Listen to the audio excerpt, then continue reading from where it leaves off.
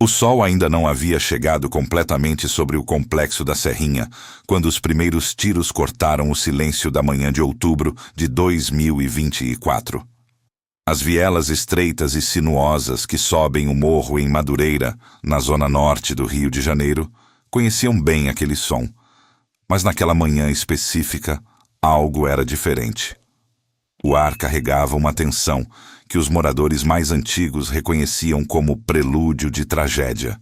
Nas casas de alvenaria precária, coladas umas às outras, como peças de um quebra-cabeça imperfeito, famílias inteiras se jogaram ao chão, longe das janelas, enquanto o tiroteio se intensificava. Crianças choravam, mães sussurravam orações, e os homens mais velhos apenas balançavam a cabeça, porque já haviam visto aquela cena se repetir incontáveis vezes ao longo de décadas de guerra invisível. O cheiro de pólvora misturado ao aroma de café coado nas cozinhas criava uma contradição sensorial que resume a vida nas comunidades dominadas pelo tráfico. A normalidade doméstica convivendo lado a lado com a violência extrema. As paredes com marcas de bala, os becos que servem tanto para brincadeiras infantis quanto para fugas criminosas, os bares que fecham às pressas quando a guerra esquenta, tudo ali conta uma história que o asfalto prefere ignorar. Naquele momento, enquanto o conflito explodia, poucos poderiam imaginar que um homem específico estava no centro daquela engrenagem de violência, um homem cujo apelido soa quase inofensivo, quase infantil, mas que representa uma das figuras mais perigosas da hierarquia do terceiro comando puro na região. Se você está acompanhando esta história agora, deixe nos comentários de onde você está assistindo e se já conhecia o nome que domina essas vielas e se esta realidade te choca ou te entristece, deixe seu like para que mais pessoas conheçam a verdade por trás das manchetes que duram apenas um dia nos noticiários. A violência que explodiu naquela manhã não era aleatória nem espontânea. Era calculada, ordenada, executada com a frieza de quem transformou a morte em rotina de trabalho. No alto do morro, entre antenas parabólicas e lajes inacabadas, homens armados com fuzis recebiam ordens pelo rádio. Ordens que vinham de alguém que naquele exato momento não estava lá, mas cuja presença era sentida em cada movimento, em cada tiro, em cada decisão tomada. William Evans da Silva Rios, o coelhão da Serrinha, havia se tornado, aos 33 anos de idade, o segundo homem mais poderoso daquele território, braço direito de Wallace de Brito Trindade, o Lacoste, e sua trajetória até aquele posto não foi construída com hesitação ou piedade. Para entender o que aconteceu naquela manhã de outubro, é preciso voltar não aos começos, mas ao resultado, ao corpo esquartejado de Mateus Andrade de Freitas, encontrado no Morro do Fubá, território rival controlado pelo Comando Vermelho, e trabalhar de trás para frente até chegar ao momento em que a decisão de matar foi tomada. Até o instante em que alguém ordenou que aquela vida fosse não apenas tirada, mas mutilada, transformada em mensagem, em aviso, em propaganda de terror. Mateus não era traficante, não estava envolvido diretamente com o crime organizado. Era apenas mais um morador tentando sobreviver em meio à guerra territorial que consome o Rio de Janeiro há décadas. Mas para Coelhão e os homens do TCP da Serrinha, ele estava no lugar errado, no território errado, e sua morte serviria para demonstrar força, para intimidar, para marcar presença em uma disputa que não conhece trégua nem compaixão. O vídeo do crime circulou nas redes sociais com uma velocidade assustadora. Imagens brutais que não serão descritas aqui por respeito à dignidade humana, mas que revelavam o nível de desumanização alcançado por aqueles homens. A filmagem mostrava não apenas o assassinato, mas a celebração dele, a exaltação do nome de Lacoste, o orgulho na brutalidade, como se tirar uma vida e esquartejá-la fosse motivo de festa. Quando o vídeo vazou, Coelhão enviou um áudio para seus comparsas, que seria posteriormente obtido pela polícia durante as investigações. Nele, sua voz carregava não remorso ou horror, mas irritação pelo vazamento da evidência. Como um vídeo desse vai vazar, mano? Ele reclamava, preocupado não com a barbárie cometida, mas com as consequências operacionais de ter aquela brutalidade exposta. Cortando os outros, mano? Pô, tá de brincadeira, mano? Continuava, como se o problema fosse a exposição e não o ato em si. Aquele áudio revela mais sobre a mente de Coelhão do que qualquer perfil psicológico poderia. Para ele, a violência extrema era ferramenta de trabalho, método aceito, parte da rotina. O que o incomodava era a falha operacional, o descuido que poderia facilitar o trabalho da polícia. E, de fato, facilitou. A Polícia Civil do Rio de Janeiro, através da Delegacia de Homicídios, concluiu o inquérito em apenas 3 meses, indiciando 6 traficantes pelo homicídio qualificado, incluindo William Ivens da Silva Rios e Wallace de Brito Trindade. Mas até hoje, meses depois, nenhum dos responsáveis foi preso. Coelhão continua foragido, continua dando ordens, continua alimentando a máquina de morte que domina a Serrinha. O Complexo da Serrinha não é um lugar qualquer na geografia do crime carioca. Localizado em Madureira, é um emaranhado de comunidades que inclui a própria Serrinha, além de outras favelas menores que orbitam seu entorno. A região é ponto estratégico na disputa entre o 3º Comando Puro e o Comando Vermelho, as duas principais facções que dividem o Rio em territórios de guerra. Para quem olha de fora, são apenas morros iguais a tantos outros, mas para quem vive a realidade do tráfico, cada viela, cada beco, cada esquina tem dono, tem significado, tem preço. A Serrinha é território do TCP há anos, mas está geograficamente espremida entre áreas controladas pelo CV, como o Morro do Fubá, o Cajueiro e Congonhas. Essa proximidade geográfica transforma a região em zona de conflito permanente, onde tentativas de invasão, tiroteios e mortes são parte da rotina.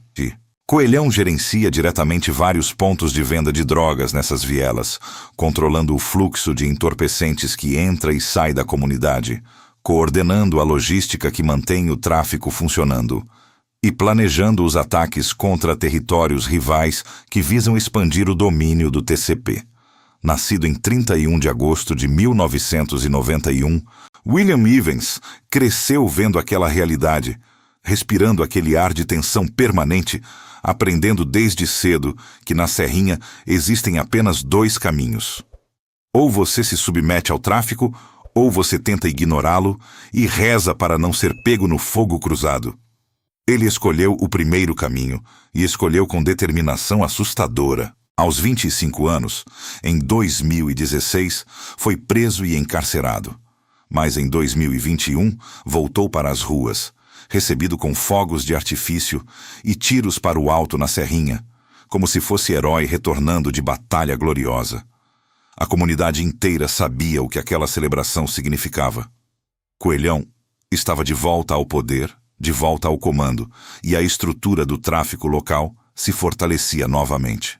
Desde então, acumulou mandados de prisão que simplesmente não são cumpridos, porque Coelhão conhece cada centímetro daquelas vielas, tem informantes em cada esquina e sempre consegue escapar das operações policiais, que sobem o morro com estardalhaço, mas raramente conseguem capturar os alvos principais. O documento de identidade registrado sob o número 263652745, emitido pelo Detran do Rio de Janeiro, carrega o nome de William Ivens da Silva Rios, mas nas ruas da Serrinha e nos relatórios policiais, apenas um nome importa: Coelhão.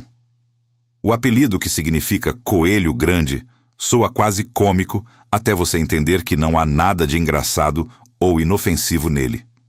Alguns dizem que o nome veio da infância, outros que foi adquirido já no mundo do crime. Mas independente da origem, hoje aquele apelido representa medo, representa poder, representa a capacidade de ordenar mortes e invasões com um simples comando pelo rádio. Aos 34 anos de idade, Coelhão não é mais um soldado do tráfico. Não é mais alguém que apenas cumpre ordens. Ele dá ordens, Ele planeja ataques. Ele decide quem vive e quem morre em sua área de influência.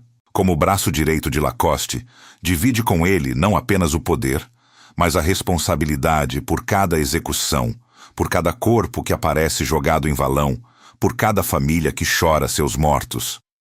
A hierarquia do tráfico na Serrinha funciona como empresa, com divisão clara de funções e responsabilidades.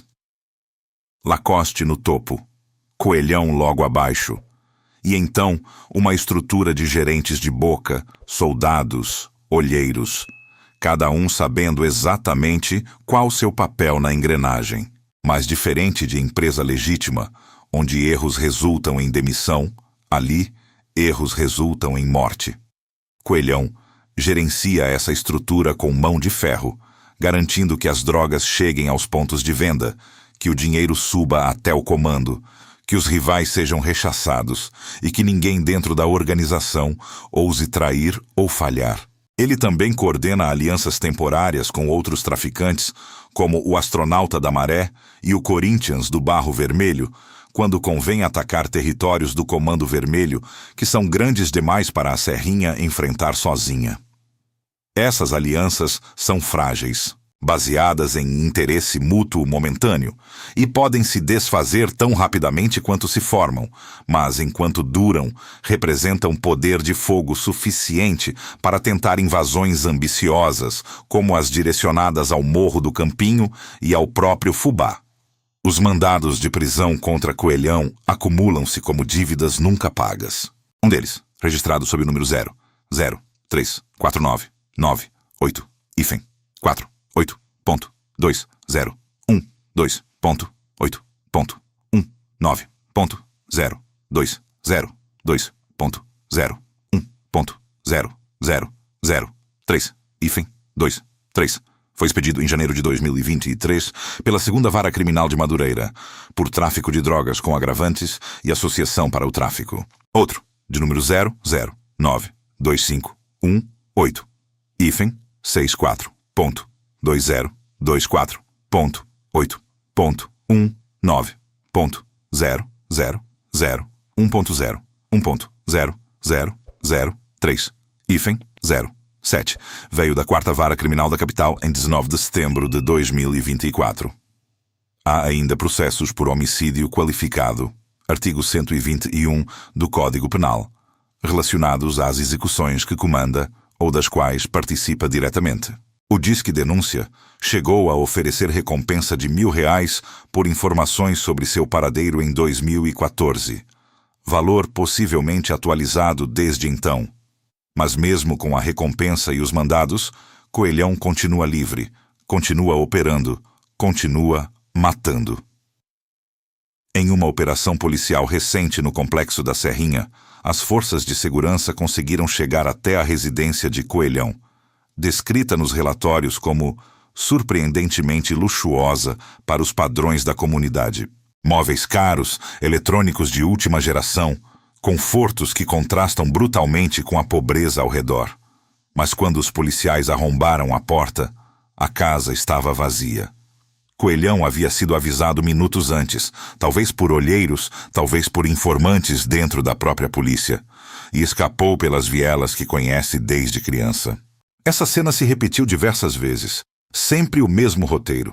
A polícia chega, Coelhão foge, a comunidade silencia, e horas depois tudo volta ao normal, com o tráfico operando como se nada tivesse acontecido. Essa capacidade de escapar não é sorte, é sistema, é rede de proteção construída ao longo de anos, é poder real sobre território e pessoas. Mas na manhã de outubro de 2024, quando os tiros começaram a ecoar pela Serrinha, quando homens armados desceram o morro em direção ao Fubá, quando Matheus Andrade de Freitas foi capturado e executado de forma horrível, Coelhão cometeu um erro. Ele permitiu que a brutalidade fosse filmada e que o vídeo escapasse do controle. E agora, com o inquérito concluído, com as evidências reunidas, com os mandados expedidos, a polícia tem não apenas seu nome, mas provas concretas de sua participação em crime bárbaro que chocou até investigadores acostumados com a violência carioca.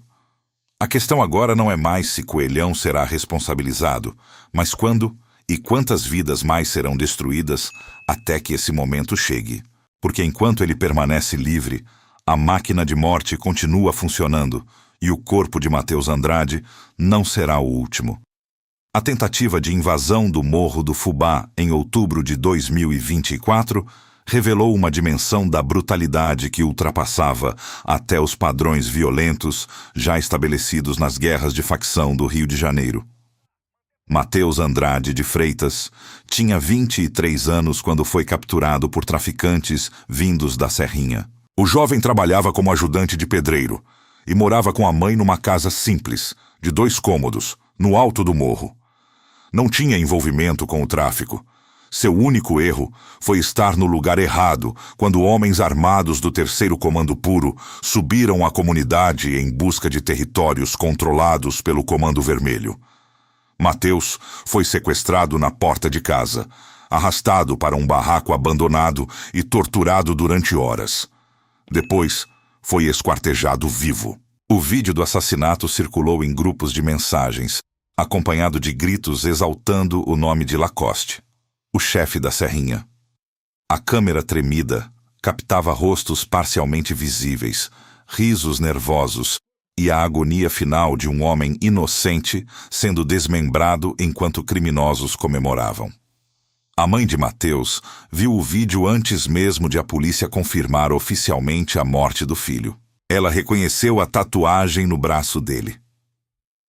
Se você está acompanhando essa reportagem e quer entender como a violência do tráfico afeta vidas reais no Rio de Janeiro, deixe nos comentários de onde você está assistindo e se essa história chega até você com a força que ela merece. E se esse trabalho investigativo faz diferença na sua compreensão sobre o crime organizado, clique no like para que mais pessoas tenham acesso a essas informações. Agora vamos aprofundar o que aconteceu depois que aquele vídeo vazou e como William Ivens da Silva Rios, o Coelhão, reagiu ao descontrole da situação. O áudio enviado por Coelhão logo após o vazamento do vídeo não demonstrava arrependimento, demonstrava irritação. A voz dele soava tensa, acelerada, mas o incômodo não estava no ato em si, estava na exposição. Como um vídeo desse vai vazar, mano? A frase repetida com raiva não carregava culpa pela morte brutal de Matheus. Carregava frustração pela falta de controle sobre a imagem pública do grupo. Cortando os outros, mano. Pô, tá de brincadeira, mano. A naturalidade com que ele falava sobre esquartejar rivais, como se fosse procedimento operacional padrão, revelava o nível de desumanização que domina a mente de quem vive anos imerso na hierarquia do tráfico. Para Coelhão, o problema não era matar, era ser visto matando.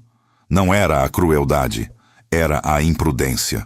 Esse áudio se tornou peça central no inquérito que a Polícia Civil abriu para investigar o homicídio. Em 3 meses, 6 traficantes foram indiciados, incluindo Coelhão e Lacoste. Mas nenhum deles foi preso.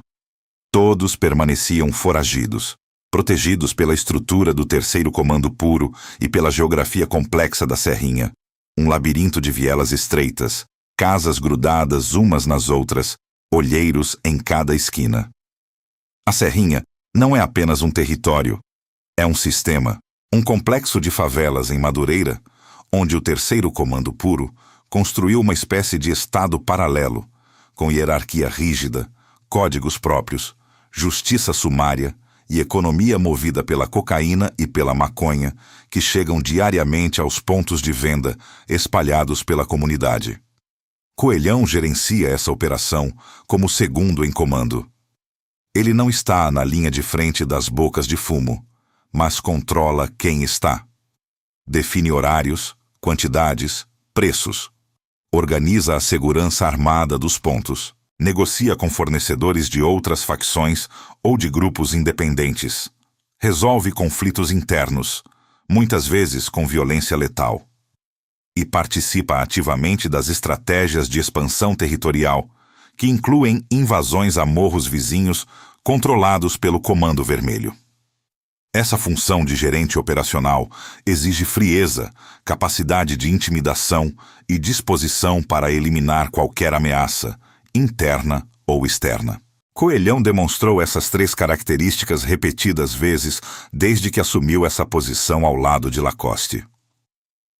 Quando foi solto em 2021, após 5 anos preso, a Serrinha comemorou com tiros e fogos de artifício durante a madrugada. Moradores relataram que o barulho durou quase meia hora.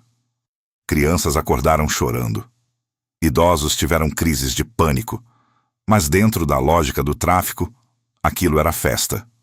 Era demonstração de poder. Era aviso para os rivais de que o terceiro comando puro estava fortalecido, com um de seus comandantes de volta às ruas.